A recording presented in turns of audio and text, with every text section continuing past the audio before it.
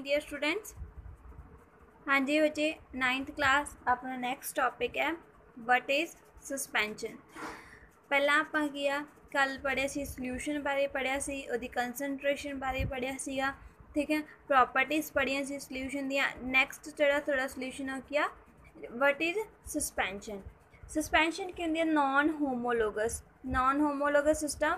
मतलब उदों तुहानूं मैं दस्सिया सी पहले वीडियो दे विच भी होमोलोगस किहड़े सीगे जदों की आ मिक्सचर यानी कि जिहड़े सल्यूट ते सॉल्वेंट चंगी तरह एक दूसरे दे विच की है मिल जाते हैं, ठीक है, डिजोल्व हो जाते हैं तो की हुंदा होमोजीनियस, ठीक है। जदों विच डिजोल्व नहीं हुंदे हैगे, सल्यूट अलग रह जाता तो सॉल्वेंट अलग, तो किहड़े हुंदे आ नॉन होमोजीनियस। जिवें तुसीं इस तरह याद रख सकते हो जिहड़े एक दूजे विच नहीं घुलदे हैगे तो किहड़े आ गए अपने कोले नॉन होमोजीनियस आ गई, ठीक है। और कहंदे की आ ए सस्पेंशन इज़ अ हैट्रोजीनियस मिक्सचर, ਜਾਂ ਇਹਨੂੰ ਆਪਾਂ नॉन होमोजीनियस बोल सकते हैं ਜਾਂ फिर की बोल सकते हैं हैट्रोजीनियस। ਇਹਦੇ ਵਿੱਚ the solute particle do not dissolve but remain suspense throughout the bulk of the medium, ठीक है। वो की रहिंदे जो सस्पेंशन रहिंदा है, यानी कि सस्पेंशन का मतलब हुंदा भी एक तरह का पार्टिकल्स जिहड़े अलग दिखाई दिंदे ने, ठीक है। जिवें एक ग्लास दे विच आपां पहला एग्जांपल लई सी वाटर ते शुगर दी, अज आप हैट्रोजीनियस एग्जाम्पल ले लेने वाटर प्लस की ले लेने सॉइल, ठीक है। सॉइल अपने को की है जो तुम सॉइल है जी वो पानी के डिजोल्व नहीं होंगी, जो तुम पानी इस तरह स्टिर करोगे, ठीक है, वो अलग ही रहोगी, हौली हौली की हो जाएगी थले स्टेबल हो जाएगी।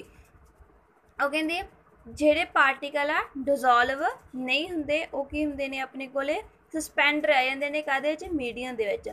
Particle of suspense are visible to the naked eye, इनू आप सीधा ही देख सकते हैं। आम तौर पर तुम जे सॉइल विचों खोरोगे तो आपको सॉइल पार्टिकल अलग दिखणगे तो पानी आपको की दिखूगा अलग दिखूगा।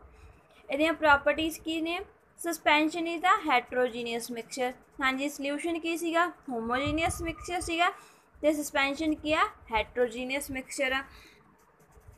The particle of suspension can be seen by the naked eye, इनू आप सीधा ही देख सकते हैं, बट जो सल्यूशन आप पिछे पढ़ के गए उन्होंने आप नेक्ड आई दे नाल नहीं देख सकते सी। Particle of suspension scatter a beam of light passing through it make a path visible. जो आप लाइट पास करिए तो ये लाइट की हो जाएगी पास आउट हो जाएगी। मतलब तुम बीकर लिया जो सॉइल डिजोल्व की तो उधरों लाइट ऑन करोगे तो लाइट इस तरह पास हो जाएगी। The solute particle settle down when suspension left undisturbed. हाँ जी, वो की सीगा भी जेडे सल्यूट से वो की आ सैटल डाउन नहीं होए सी, मतलब कि चंगी तरह एक दूसरे डिजोल्व हो गए सी। बट जी सॉइल आ तुसी आम तौर पर ही देखते होंगे जो आप मिट्टी होवे किसी भी ग्लास के पानी के तो वह की आ थले यानी कि सैटल डाउन हो जाती है, ठीक है। दैट सस्पेंस इज अनस्टेबल, ये की होंगे अनस्टेबल, जिन्ना टाइम उन्होंने कि आप अनस्टेबल नहीं करते। They can be separate from the mixture by the process of filtration.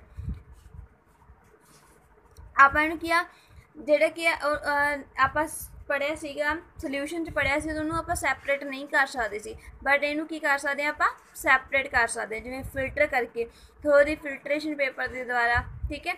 Van the particle settle down suspension break and does not scatter light into many more. हाँ जी, नैक्सट आ गया थोड़ा what is colloidal solution. Colloidal solution की हुंदा गा the particle of colloid are uniformly separate through this solution due to relative smaller size of particle as compare that is of suspension.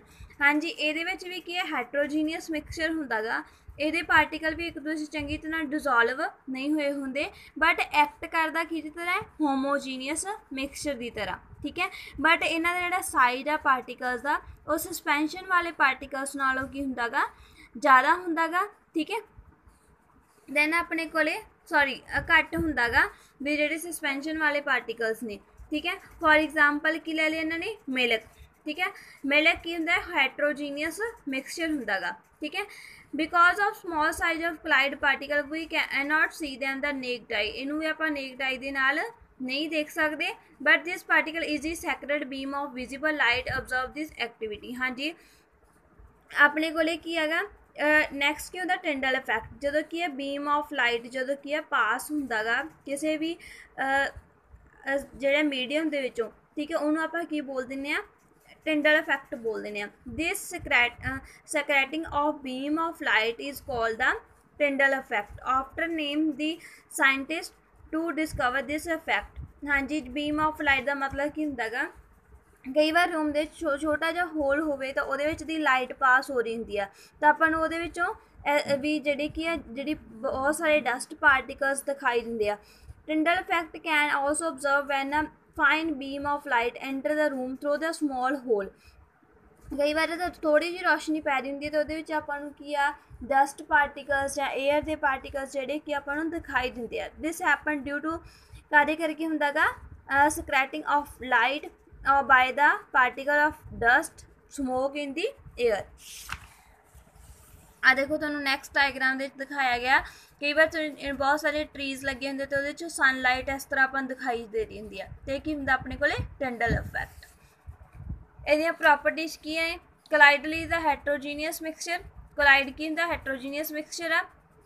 The size of particle of the colloid too small, ਇਹਦਾ ਜਿਹੜਾ small size ਕੀ ਹੁੰਦਾ ਬਹੁਤ ਛੋਟਾ ਹੁੰਦਾ ਤਾਂ ਕਰਕੇ ਆਪਾਂ ਨੂੰ ਨੇਕ ਟਾਈ ਦੇ ਨਾਲ ਨਹੀਂ ਦੇਖ ਸਕਦੇ। Colloid is the big enough to scatter beam of light pass through it make a path visible. ਇਹਦੇ 'ਚ ਕੀ ਲਾਈਟ ਇਸ ਤਰ੍ਹਾਂ ਪਾਸ ਹੋ ਸਕਦੀ ਹੈ, ਠੀਕ ਹੈ, ਤੇ ਇੱਕ ਪਾਥ ਬਣਾ ਦਿੰਦਾ, ਠੀਕ ਹੈ। They do not settle down when the left undisturbed, ਤੇ ਇਹ ਸੈਟਲ ਡਾਊਨ ਜਿਵੇਂ ਆਪਾਂ ਸਸਪੈਂਸ਼ਨ ਦੇ ਵਿੱਚ ਪੜ੍ਹਿਆ ਸੀ ਤਾਂ ਇਸ ਤਰ੍ਹਾਂ ਸੈਟਲ ਡਾਊਨ ਨਹੀਂ ਹੁੰਦੇ ਹੈਗੇ, ਠੀਕ ਹੈ। ਨੈਕਸਟ ਆ ਗਿਆ, they can not be separate from the mixture by the process of filtration. ਇਹਨੂੰ ਵੀ ਆਪਾਂ ਕੀ ਆ ਫਿਲਟਰੇਸ਼ਨ ਦੀ ਪ੍ਰੋਸੈਸ ਦੇ ਨਾਲ ਸੈਪਰੇਟ ਨਹੀਂ ਕਰ ਸਕਦੇ।